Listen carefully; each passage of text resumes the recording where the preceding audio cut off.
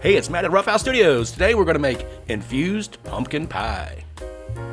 Now here's what you need to make cannabis infused pumpkin pie. You're going to need 2 large eggs and then 1 to 2 tablespoons of infused butter or oil. You'll need some pumpkin spice, 1 can of sweetened condensed milk, 1 14-ounce can of pure pumpkin puree, not pie filling, but pure pumpkin puree, and 1 9-inch pie crust.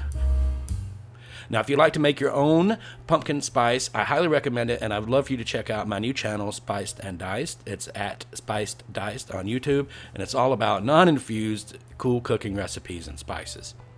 Now, the first step is going to be to take a medium bowl and a whisk and whisk together the eggs and the sweetened milk and also your spice. I'm adding 3 because I like it a little more spicy, but if you know, like spice flavors, if you want less spice flavors, then just use 2 teaspoons. Now, when it comes to also with the infused butter or oil, you can use a varying amount. I would say 1 to 2 tablespoons per pie, depending on how strong you want it and how strong your infusion already is. So, but don't go over 2 tablespoons because you don't want it to become oily or to bleed out while you're cooking it. And then you go ahead and whisk that together with the other ingredients until it's nice and smooth.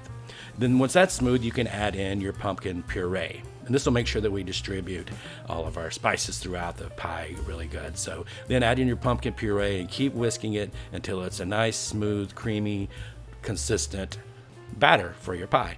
The third step is going to be to pour that mixture, the batter, into your prepared pie crust. There is no need to pre-bake this. You will place that in a preheated oven at 425 degrees Fahrenheit and leave it in there for about 15 minutes. And this is important not to have a cracked pie. Then reduce the heat to 350 Fahrenheit. Continue cooking to 35 or 40 more minutes until you can stick a toothpick 1 inch from the side and it comes out clean. It'll look like this. It'll be nice and silky and smooth and creamy and really delicious. You do want to let it completely cool before you slice it, and you can serve that with some whipped cream.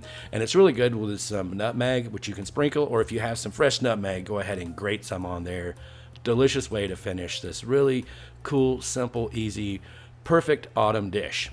Again, I would like to thank you for watching and invite you to check out my new channel, Spiced and Diced. That's at YouTube at Spiced Diced.